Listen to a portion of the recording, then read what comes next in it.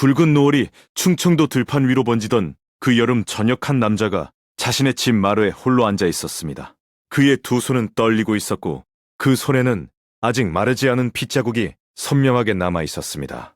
방금 전까지 이 집 안에는 아이들의 웃음소리가 있었고 아내의 따뜻한 목소리가 있었습니다. 하지만 지금 이 집은 무덤보다 고요해져 버렸습니다.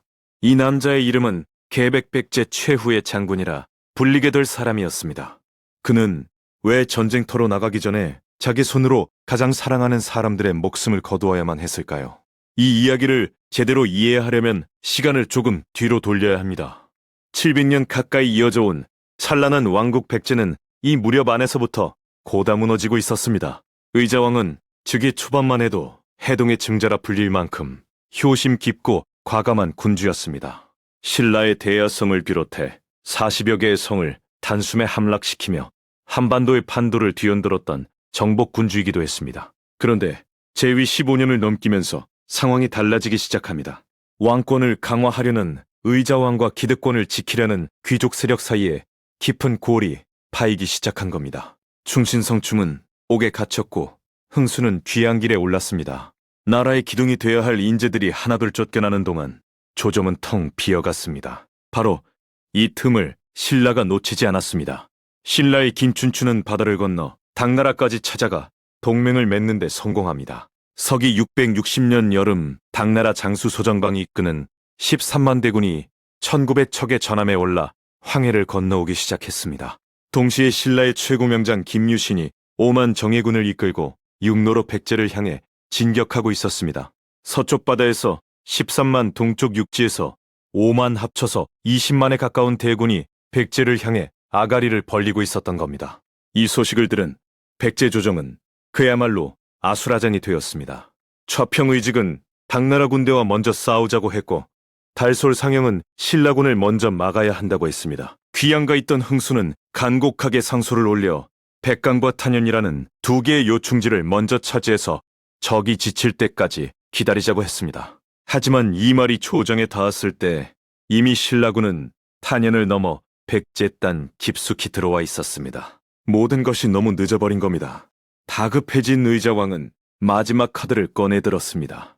바로 장군 계백에게 5,000명의 결사대를 맡기는 것이었습니다. 5,000으로 5만을 막으라는 이 명령은 사실상 죽으러 가라는 뜻이나 다름없었습니다. 계백은 그 명령을 받아든 순간 이미 자신이 살아 돌아올 수 없다는 것을 알았습니다. 그리고 그가 내린 결단이 1400년이 지난 오늘까지 사람들의 가슴을 후벼 파는 것입니다. 삼국사기 계백열전에는 이런 기록이 남아 있습니다. 한 나라의 사람으로서 당과 신라의 대군을 맡게 되었으니 나라의 존망을 알 수가 없다. 내 처와 자식들이 잡혀 노비가 될까 두렵다 살아서 치욕을 당하느니 죽어서 쾌한 편이 나을 것이다. 이 말을 남기고 계백은 자기 손으로 가족의 목숨을 거두었습니다. 이것이 충절인지 광기인지 지금까지도 역사학자들 사이에서 논쟁이 계속되고 있습니다. 분명한 것은 그가 이 선택을 한 뒤에는 이 세상에 더 이상 돌아갈 곳이 없는 사람이 되었다는 겁니다. 퇴각이라는 선택지를 스스로 태워버린 장군이 5,000명의 군사를 이끌고 황산벌로 향했습니다. 660년 7월 9일 오늘날의 충청남도 논산시 연산면 일대인 황산벌에 두 군대가 마주섰습니다. 한쪽에는 5만 명의 신라 정예군이 깃발을 펄럭이며 벌판을 가득 메우고 있었습니다. 다른 한쪽에는 고작 5,000명 그러나 한 사람 한 사람의 눈빛이 이미 저승의 것과 다름없는 백제 결사대가 서 있었습니다. 계백은 병사들에게 이렇게 외쳤습니다.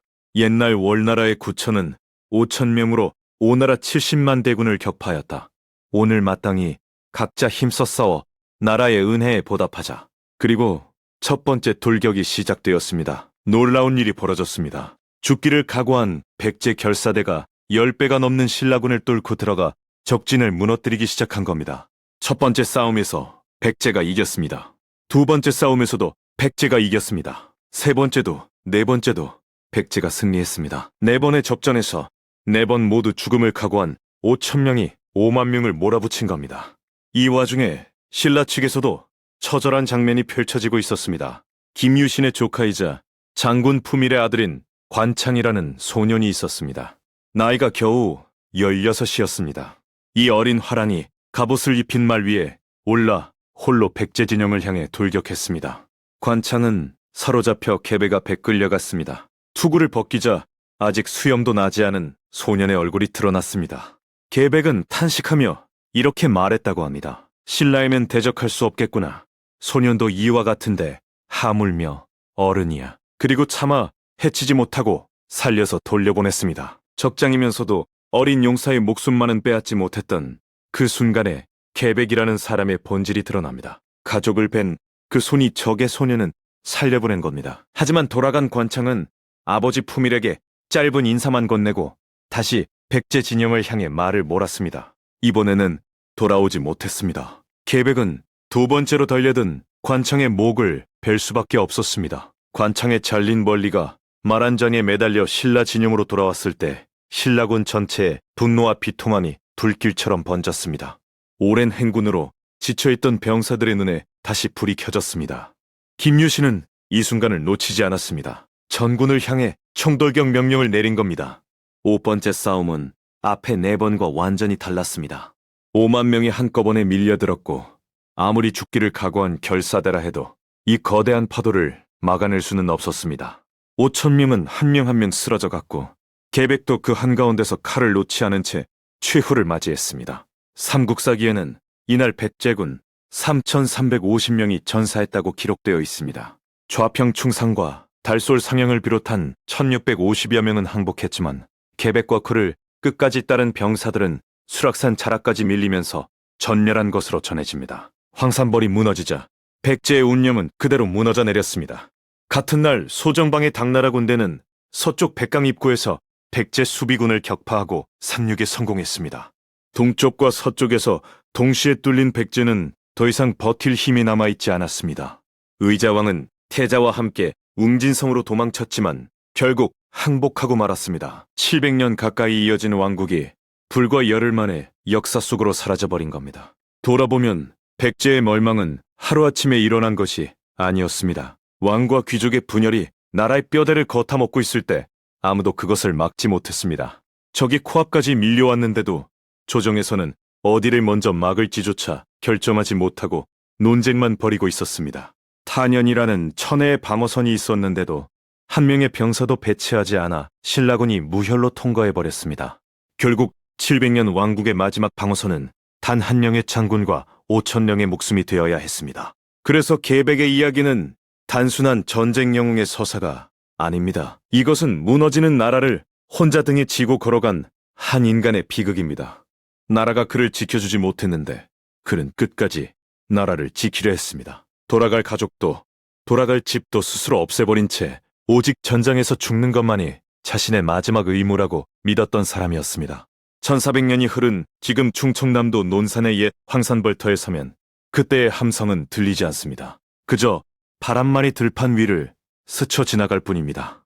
하지만 그 바람 속에 5,000명의 마지막 숨소리가 섞여 있는 것 같다고 그곳을 찾는 사람들은 말합니다. 계백이 남긴 것은 승리가 아니었습니다. 패배한 자의 이름이 1400년 동안 기억되는 이유는 그가 이겼기 때문이 아니라 이길 수 없다는 것을 알면서도 끝까지 싸웠기 때문입니다. 역사는 이기는 자의 기록이라고들 하지만 때로는 지는 자의 이야기가 더 오래 더 깊이 사람들의 가슴에 남는 법입니다. 오늘 이 이야기를 들으신 여러분은 계백의 선택을 어떻게 생각하시나요? 그 답은 아마도 각자의 마음속에서 오래도록 울림을 만들어낼 것입니다.